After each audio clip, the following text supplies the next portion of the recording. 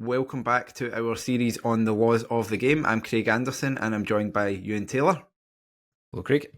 And this time we are going to talk about what might be the briefest law that we cover here, which is Law 7, the duration of the match. Ewan, how long is a football match? 90 minutes. Plus. Okay, let's move on. That's Law 7. we'll see what else it's got to say for itself. Yes, a match lasts not just for 90 minutes, but for 2 equal halves of 45 minutes, which may only be reduced if agreed with between the referee and the teams before the start of the match and if in accordance with competition rules. I do not think the SPFL are going to have competition rules which allow matches to be 70 minutes, but the Dog and Duck Pub League third tier reserve league may well say that if the referee and the players want to, they can play 30 minutes each way instead of 35 or 45 or whatever. So just to say, if the rules allow it, it can be shortened. A half-time break is allowed. The half-time should not exceed 15 minutes, and that is in the laws of the game, that it shouldn't be more than 15 minutes. It can be less.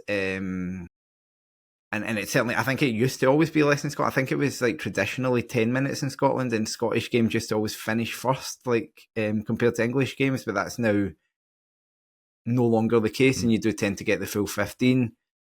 And a short drinks break of no more than 1 minute is permitted at half time and extra time. No longer do you have that. I remember it. I don't know if you remember this one being a thing where it would be like the referee like instantly signalling for the players to keep moving at half time and extra time, and it was like it almost like became a thing that they weren't meant to stop, they weren't meant to have a rest. Well, now they are allowed a minute.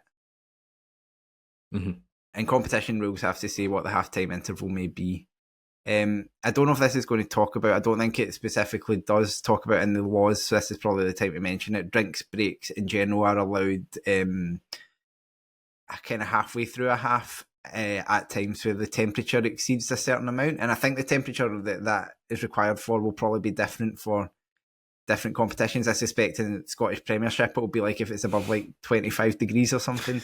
Chris Boyd fainting at Hampden again or whatever it was, but he stroke he got. Yeah, so we'll probably see it in Germany in the summer. That a lot of the time, if it's a hot, probably not the Scotland games because they're all 8 PM or 9 PM German time kickoffs, but if there's an afternoon game, we'll definitely see it in several upcoming World Cups in very hot climates. They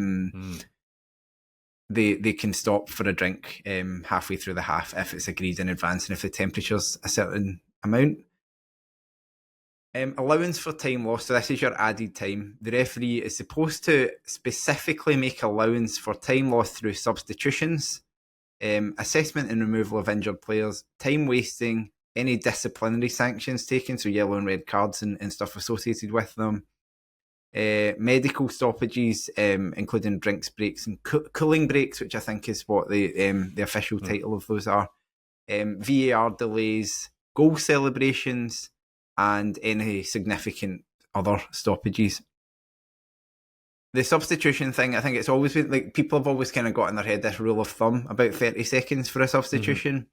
That very much is just a piece of guidance. It's not required. It's not like, well, there have been 4 stops for a sub, so there must be 2 minutes. If the sub's made and the player literally runs off and it was the right back and he's already standing right next to the thing and the other guy comes on, you're basically no time. If a sub is being made in the last minute and the team take a minute and a half to make it because the guy pretends to be injured in the middle of the park and then hobbles off, it can be more time. And yeah, all of this is supposed to be added up and added on, but again, it's kind of at the referee's discretion and in their head. And the fourth official should indicate it if there is one, and the additional time may be increased but not reduced. So the referee can put up 4 and add 6 if they want, but they shouldn't put up 6 and then play 4.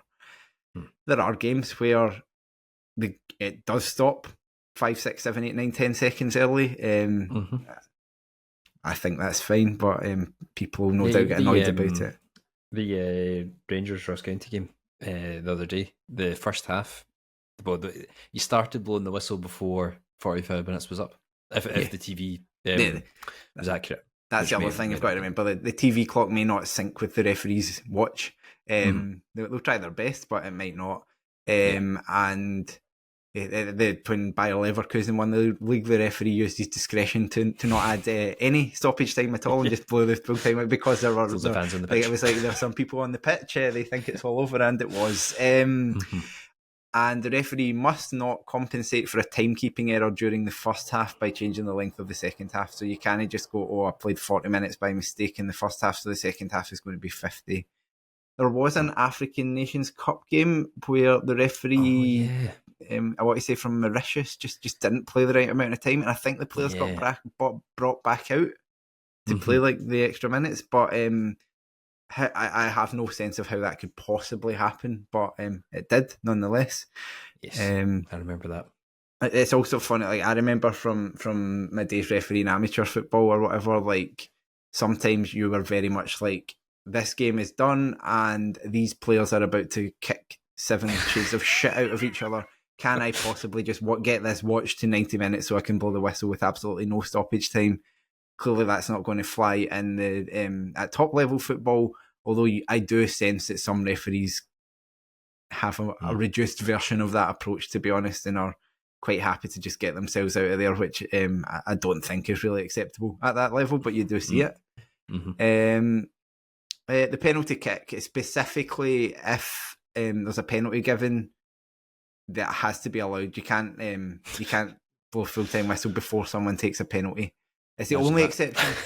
It would be fun. It'd be fun in games if it happened, but it's the only exception. And obviously, technically, I think as soon as it's kicked and it's either goes in or saved, I think if the goalie saved it, the referee could technically blow the whistle as it's like bouncing out for a rebound. But that's clearly not going to happen either.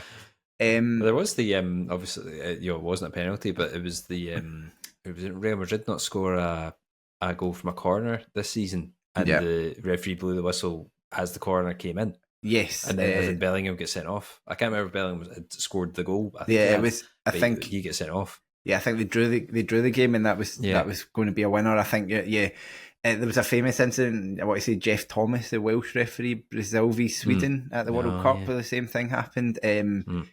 To me, there is no excuse for a referee doing that. If you think time is up, then blow the whistle when the ball goes out for a corner. Yeah. Don't blow the whistle after they've taken the corner. I think you sometimes see players getting quite annoyed if a whistle gets blown if the whistle gets blown when it is a corner or a free kick in a dangerous position or something. And I think the referees will try their best to avoid that. But at the end of the day, if you're adding on a minute and you are 2.5 minutes into the half because the ball's not been cleared and you've not had a chance to blow the full time whistle because you've been trying not to do it, then at some point it has to give. So yeah, that will happen. An abandoned match is replayed, and I don't understand why the laws of the game have to get involved in this, but an abandoned match is replayed unless the competition rules say otherwise.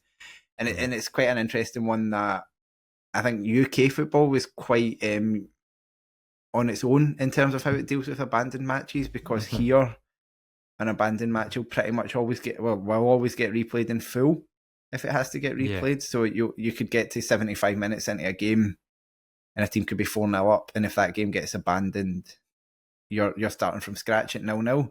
Pretty much everywhere in the continent, they'll restart from where they left off, and that's also the rules for UEFA, because I remember that from the Scotland-Georgia game, the famous one in the qualifying, when we scored, and a lot of people were kind of saying, oh, that's not going to count, but based on the rules, I was like, even if we have to go and play this again the next day or whatever, we are going to be 1-0 up. And there have been Champions League games even where this has happened. I remember a famous one that was the final group stage game. I want to say it was a Turkish team against Juventus, and it got abandoned, I think, at halftime, and then they come back the next morning and play the second half. It was definitely, I'm pretty sure, a Turkish team involved, but it was like match day 6 of the Champions League group stages, and it was like a decisive game for at least one of the teams. So it does happen, and I think there was a famous one in Spain where I think Real Madrid, they had to come back for like 10 minutes, and they put on they tried to make a big thing of it to get the players, to get fans to actually come for this like 10-minute match. So it does happen. But yeah, that's that. And there's not even any questions for you, Ewan. So that is, I'll just ask you one crucial question again. What is the duration of a football match? 90 minutes. 90 minutes. Okay. So thank you. That was Law 7. And join us again soon for Law 8.